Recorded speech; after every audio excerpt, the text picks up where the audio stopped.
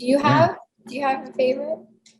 Yeah, similar to you, I love mythology. So there's plenty. But one thing on the top of my head is the story of Tyr and Fenrir, if you're familiar in Norse mythology. Yes. Oh my Mm, gosh. Norse mythology is like on a whole other level of chaotic. it But is, yeah. please share. I told you mine, Yeah, I'd like to hear yours. for sure. Yeah. No, and every mythological story, you can derive different interpretations, like in Mhm. art.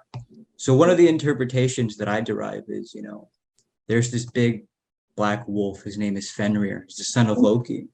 And he Yeah. suddenly makes his way into Asgard, and he's a giant. So, but he's still a baby cub. And Hmm. so all the gods are kind of like freaking out, particularly Odin, because he knows that this wolf is going to kill him. Hmm.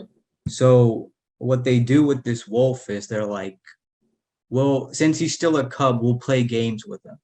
And so they take, some chains and they put him on him, and they're like, let's see if you can break through these. First time he does it, and then they're like, all right, cool. And then second time they do it again, and these chains are like stronger, and he does it again because he's growing.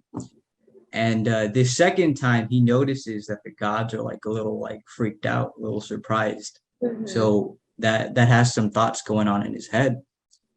And so the third time, Odin he gets these special binds from these dwarves, Hmm. and these apparently no one can break out of.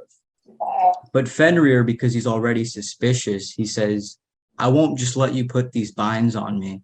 One of you gods has to put your arm inside of my mouth. So in case something happens, like I have that leverage. Yeah. And so everybody is like freaking out, but they decide, Tyr, you're the god of war. You're the guy who basically you raised Fenrir. You fed him, you cared for him, you played with him. He's like your boy. So you put your hand in and he decides to do it. So Tyr puts his arm in, and when they put the binds on, Fenrir can't break out. And so he gets so angry, and basically Tyr's arm gets ripped off. Hmm. So again, there's various interpretations, but the interpretation that I derive that I really like is Tyr raised Fenrir. That was his like son, right? In a way, he fed him, he cared for him, he played Yeah. with him, he loved him, and he was sincere that whole time. But then this one moment when they were all going to deceive him, that one moment that he was insincere, he lost the most special thing to him because the narrations go that after that, like something in Tyr broke, like he was crippled from then on. Yeah. So he was sincere this whole time, but that one moment that he was insincere, it took everything from him. So I Yeah. really like that where it's like sincerity binds everything, but that insincerity, that can like Exactly. crush you. And then one more thing I wanted to add was another icon that Fenrir stands for is destiny.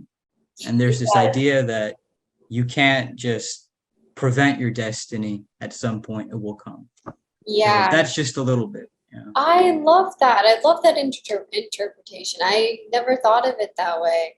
You learn Yeah. everything new, huh? Every day. Yeah. Yeah, Wow, thank no. you for sharing that.